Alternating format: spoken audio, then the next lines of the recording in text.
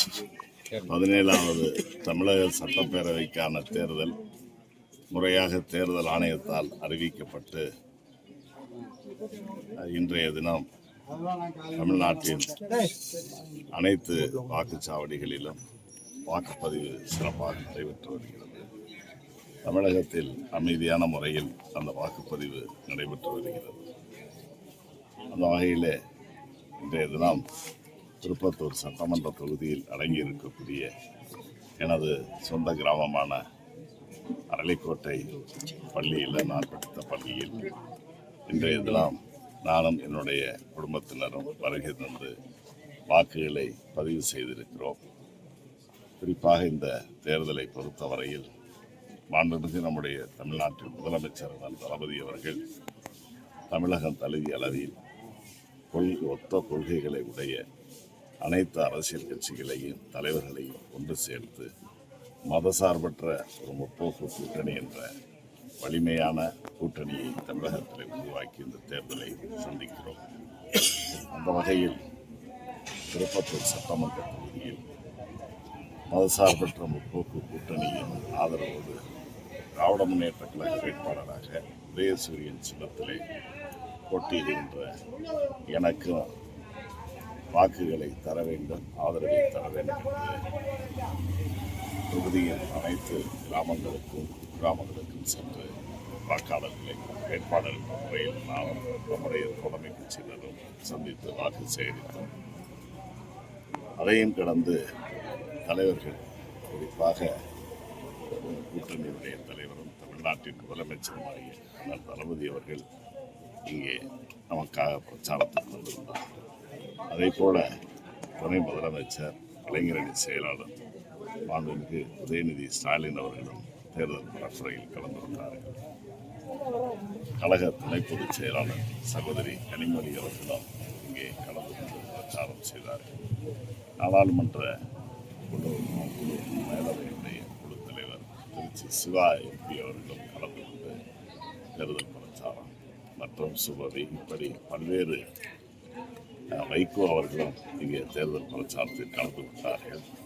இப்படி பல்வேறு தலைவர்கள் நம்முடைய கூட்டணியின் சார்பில் தொகுதிக்கும் மாவட்டத்திற்கும் வந்து பிரச்சாரம் செய்தார்கள். ஆக அப்படிப்பட்ட பிரச்சாரங்களில் எல்லாம் 2021 முதல் இன்று வரை நடைபெறுகின்ற மாண்புமிகு முதலமைச்சர் தளபதி அவர்களுடைய தலைமையிலான இந்த அரசின் சாதனைகள் மக்களிடத்தில் எடுத்துச் சென்று நாங்கள் வாக்குகளை கேட்டோம். அதே போல இன்னும் எதிர்காலத்தில் இந்த 2026 தேர்தலையொட்டி திராவிட முன்னேற்ற கழகத்தின் சார்பில் தரப்பட்ட தேர்தல் அறிக்கையை சொன்னதை கடந்த காலங்களில் செய்து சொல்லாததையும் செய்து காட்டியதைப் போல இந்த தேர்தலிலும் கொடுத்திருக்கின்ற வாக்குறுதிகளை நிறைவேற்றி இன்னும் தேவையான திட்டங்களை அறிவித்து முதலமைச்சர் அவர்கள் செயல்படுத்துவார்கள் என்று நாங்கள் எங்களுடைய பிரச்சாரத்தில் எடுத்து சொன்னோம். மக்களும் அதை வெகுவாக ரசித்தார்கள், அதை ஏற்றுக்கொண்டார்கள்.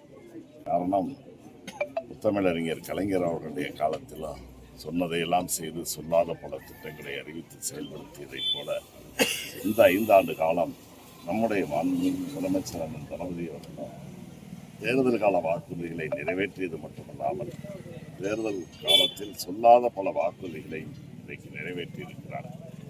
ஆகவே மற்றவர்கள் என்ன கூறினாலும் அதை பற்றி பொருட்படுத்தாமல் நம்முடைய முதலமைச்சர் தளபதி அவர்களை பொறுத்தவரையில் சொன்னதை செய்யக்கூடியவர் என்ற நம்பிக்கை நம்முடைய தமிழ்நாட்டு வாக்காளர் மத்தியிலே ஏற்பட்டிருக்கிறது. அந்த அடிப்படையில் திருப்பத்தூர் தொகுதியில் ஒன்று இன்றைய தின வாக்குப்பதிவு அந்த வகையில் அமைதியான முறையில் நடைபெறுகிறது. பல வாக்குச்சாவடி மையங்களுக்கு நானும் சென்று வந்தேன். அமைதியான சூழ்நிலை இருக்கிறது. இன்னும் என்னுடைய பயணத்தை நான் தொடர இருக்கிறேன். நிச்சயமாக தமிழ்நாட்டில் கூட்டணியின் தலைவர் முதலமைச்சர் தளபதி அவர்கள் தொடக்க நேரத்தில் குறிப்பிட்டு சொன்னதைப் போல வெல்வோம் 200 படைப்போம் வரலாறு என்ற வார்த்தைகளாக மட்டுமல்லாமல் அது செயல் வடிவம் கொடுத்து அது நிச்சயமாக 200க்கும் மேற்பட்ட தொகுதிகளை நம்முடைய மாண்புமிகு முதலமைச்சர் தளபதி அவர்கள் தலைமையிலான மதசார்பற்ற முற்போக்கு கூட்டணி வெற்றி பெறும். அந்த வகையில் சிவகங்கை மாவட்டத்தில் காரைக்குடி, திருப்பத்தூர், சிவகங்கை மற்றும் மானாமதுரை ஆகிய 4 தொகுதிகளிலும் திராவிட முன்னேற்றக் கழகம் மற்றும் அதனுடைய கூட்டணி கட்சிகள் வெற்றி பெறுவதற்கான அனைத்து வாய்ப்புகளும் பிரகாசமாக இருக்கிறது. சார், 1 மாத காலம் கடுமையாக பரப்புரை பண்ணீங்க. நீங்கள் போகிற தொகுதிகளை சந்தித்த சவால்கள் ஏதாவது இருக்கா சார்? என்னை பொறுத்தவரையில் ஏறத்தாழ 666 மையங்களுக்கு கிராமங்கள் என்று எல்லா நிலையிலும் 666 இடங்களுக்கு சென்று பரப்புரை செய்யலாம். அதையும் தாண்டி நான் ஏற்கனவே சொன்னது மாதிரி எங்களுடைய தலைவர்கள் தான் வந்து ஒரு 14-15 இடங்களில் அது போன்ற பொதுக்கூட்டங்கள் இதெல்லாம் நடந்துச்சு. எல்லா வகையிலும் நானும் 666 கிராமங்களுக்கு சென்றேன் என்று சொன்னதில் ஒரு சில இடங்களில் மக்களுடைய தேவைகள், அதாவது நாளுக்கு நாள் தேவைகள் அதிகரிக்கிறது. ஒரு பணி அவர்கள் எதிர்பார்த்து அதை செஞ்சு கொடுத்துட்டோம்னா அடுத்து அதை மறந்துடுவாங்க. அடுத்து என்ன தேவைன்றதை வலியுறுத்துவாங்க. என்னுடைய சுற்றுப்பயணத்தில் தேர்தல் பரப்புரையின் போது அங்கு மக்கள் வைக்கின்ற கோரிக்கைகளை எதிர்காலத்தில் செய்வதற்கு என்ன என்பதை குறிப்பிடுத்த வந்திருக்கிறோம். அதை தொகுத்து எதிர்காலத்தில் தேர்தல் முடிஞ்சு நிச்சயமாக மாண்புமிகு முதலமைச்சர் தளபதி அவர்கள் முதலமைச்சராக தொடர்வார்கள். பெரும்பாலான அனைத்து வாக்குறுதிகளையும் தொடக்க காலத்திலிருந்து நிறைவேற்றுவதற்கு முயற்சிகளை மேற்கொள்வேன்.